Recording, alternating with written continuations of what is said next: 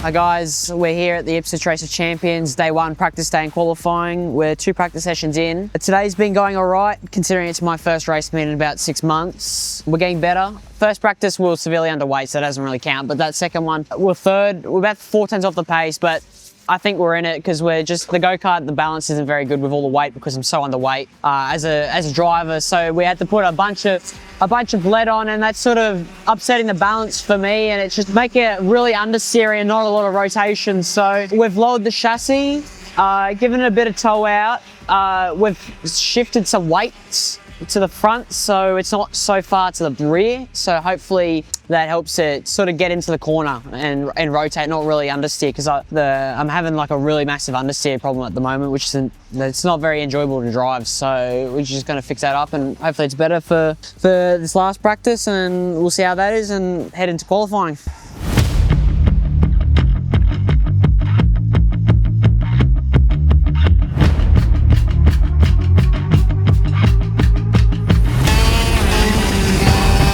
Okay, we just finished up our last practice, our time practice for qualifying.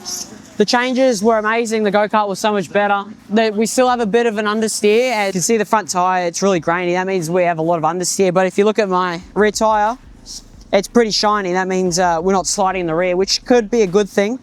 But it's just the fronts are understeering, which I don't like because it's struggling to get into the corner. But compared to last session, it was a major improvement with the weights that balanced the go-kart out a lot more, and I could get off the corner a lot better. So now we're gonna, I think, dial some more front into it, or we can, well, actually I think we're gonna take rear grip out so that can release the go-kart in the front so it can actually turn, and put new tyres on and send it for qualifying. So I'm pretty confident the go-kart's within a window that's suitable, so it should be good.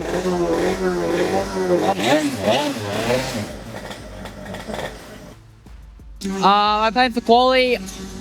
Clear air is going to be vital because the dirty air is really bad. So when you have a natural understeering go-kart with dirty air, it's even worse. So I think it's a grid for qualifying. So I'm just going to go out. I'm considering letting everyone by instead of just going out straight, because that's going to heat my tyres up. So I'm thinking of just taking it easy that first couple laps and then getting straight into it. I think that's the approach I'm going to take, considering how hot it is outside, and the track's really rubbered up at the moment. So I think going out early, the tyre's just going to be chewed up too early. It's going to heat up, and I'm not going to get that edge. So I think just taking a couple laps to get into it and clear air is going to be vital. On my lap, I can't be behind anyone with the understeer I got. So it's going to be vital to get my own clear air. I don't think draft is going to be much around here, so clear air is going to be very important. I want to go a stiffer rear axle because it's really good on the brakes, but it's just the rear's too gripped up. So it's just not in the front. The front was better, but it's just still pushing a lot, and it doesn't really rotate around the corner as well as I'd like. Hopefully, mechanic agrees and we can go stiffer, and I think that'll help and solve the problems I think with the go-kart. Because if we get that sorted, I'm dialed. Because we're within a window at the moment. We're actually like really fast, so we'll see.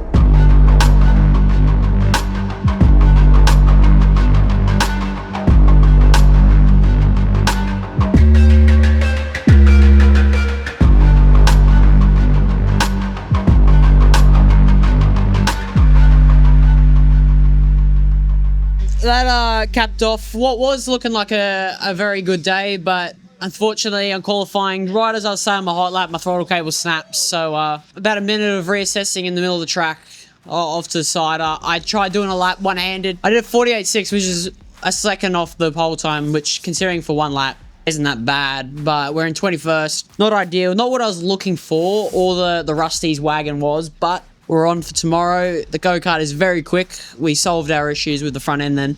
For me, qualifying, the go-kart rotated real nice. So we're going to keep our head up, get a good night's rest, and we're going to wing it tomorrow. We're going to have some epic first laps, some good moves, and hopefully we're in the top 5 overall way into tomorrow, but we'll see.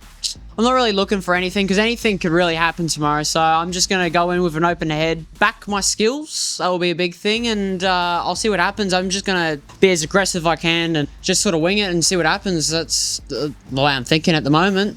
Maybe take the side pod stickers off because they might get a bit rubbered up, but yeah, jokes aside, we'll send it tomorrow. It's a very frustrating end, as I know it could have easily been pole position, but look, that's motorsport. Happens, and yeah, fully sent tomorrow. That's the first time I've ever driven one-handed, so that's a new experience. So yeah, my arms are hurting a lot right now, but we got to learn somehow, I guess.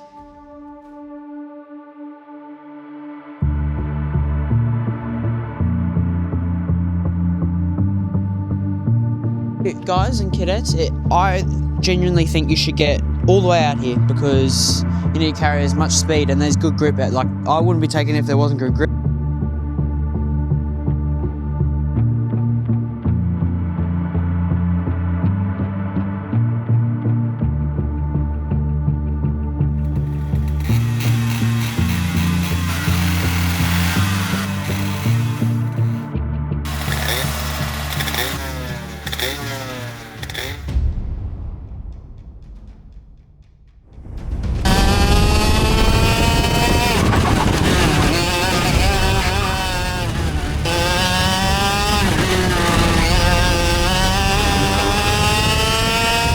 I'd arguably say that's probably one of my best races ever.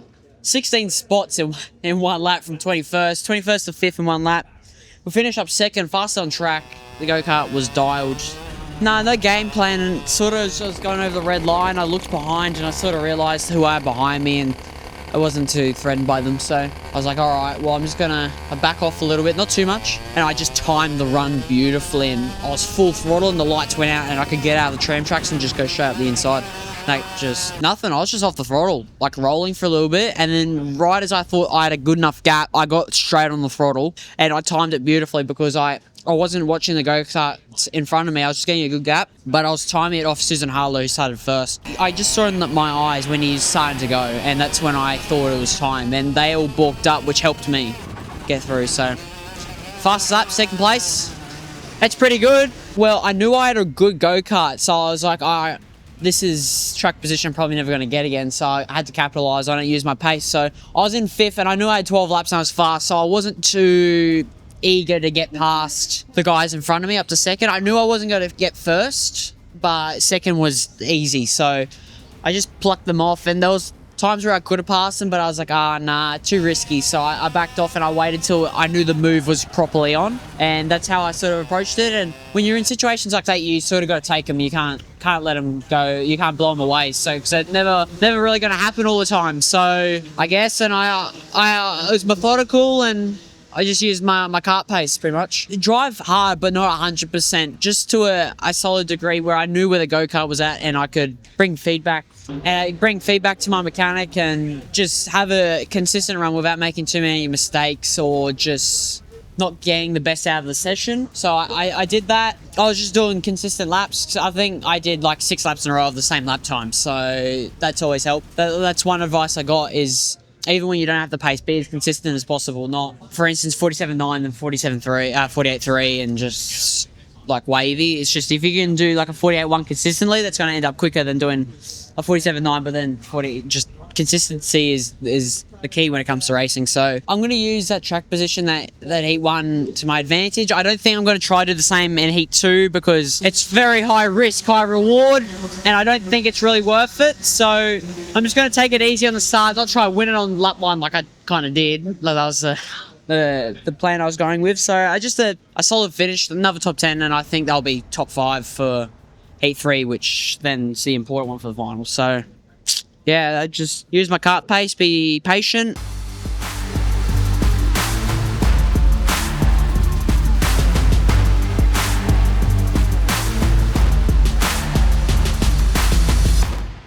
Just finished up heat 2 at IROC. Solid finish, 4th from 21st. Was a pretty good drive. I made it up on the start again. It was up to 12th, and then I sort of plucked them off. Massive problem with understeer. I sort of thought it was going to happen with the track gripping up. Too much rear grip, and that just caused the fronts to slide massively. And I got behind some guy for about 6 laps, he's some big guy in tag, and I just could not get by him to save my life. So that was a bit of a struggle. It was painful for me. I put on some couple big bombs that didn't work out, and I missed the corner, and then I catch up to him again and get stuck behind him. But solid race. We start third for the pre-final now, which is, from where you told me from qualifying, is very good. So we're going to send it, dial up the go-kart, and I feel a win coming.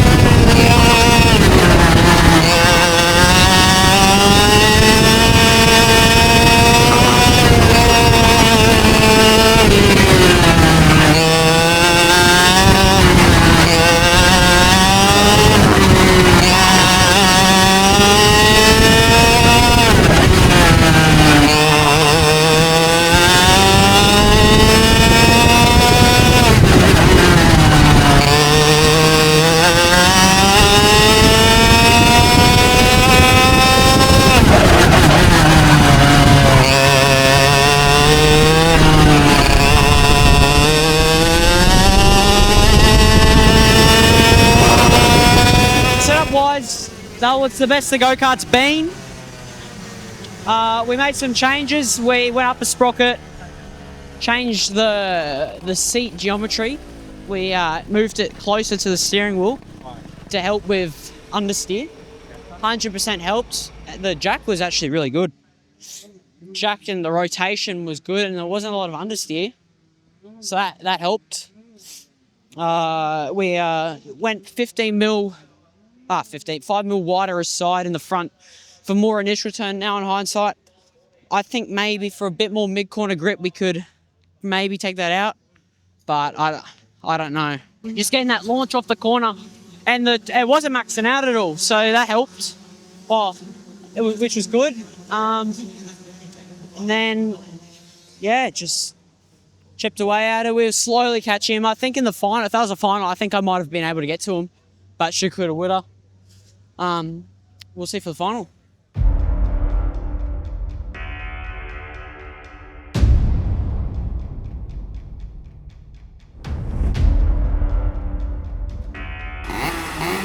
Day entertainment wherever you're watching us from, and if you are here at the track, happy Mother's Day to our mothers, an integral part of the karting families. Jackson Susan Harlow to start this tag 125 finale from the pole. Trent Newton the outside front row, then Mika Lemazuria and Zach Thompson the next row of the grid. Josh Dagg and the 54 of Jack DeSalle.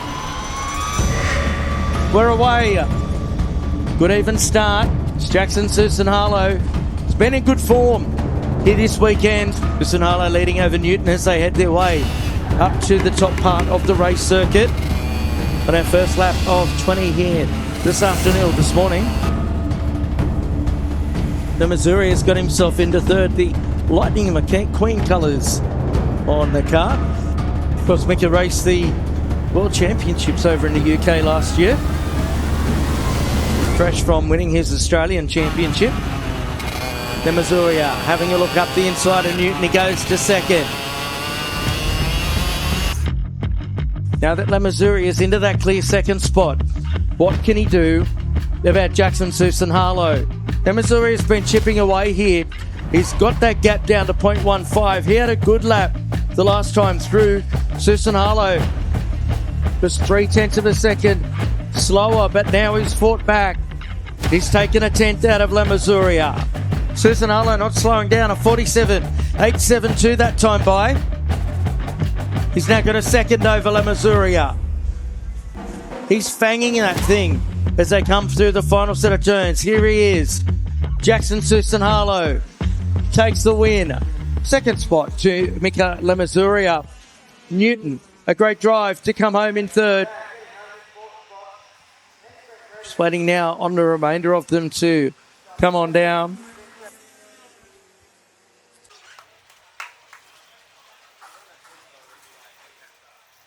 Well, that caps off a pretty good weekend, pretty good comeback here at IROC.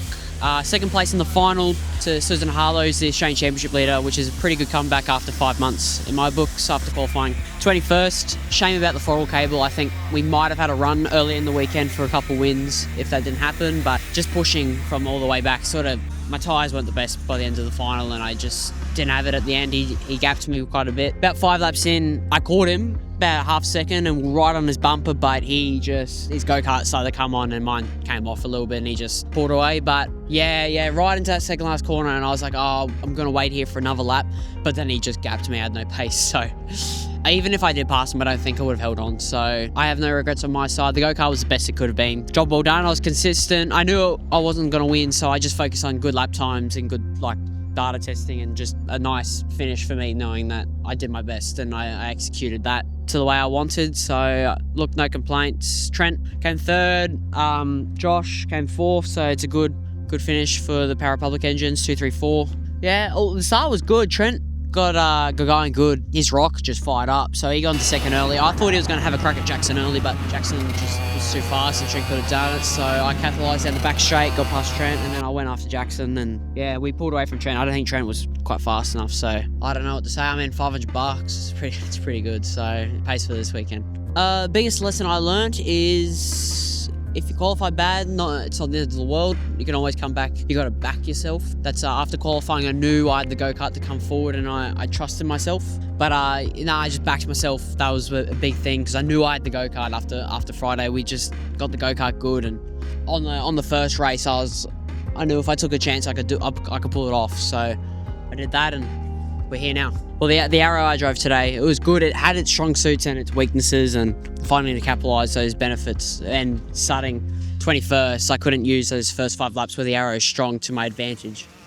When it comes to winning at the back, it helped me a lot. But when it comes to Jackson, if I qualified where I thought I was, I could have been really good the first couple laps around Jackson and stuff, but I couldn't capitalise, unfortunately, with the snap throttle cable, but I gave it a crack. Make sure to subscribe to Ultimate Kart Academy using my code Mika20 for 20% off. Head to Power Republic for the fastest engines in Australia, and just send it every time you race.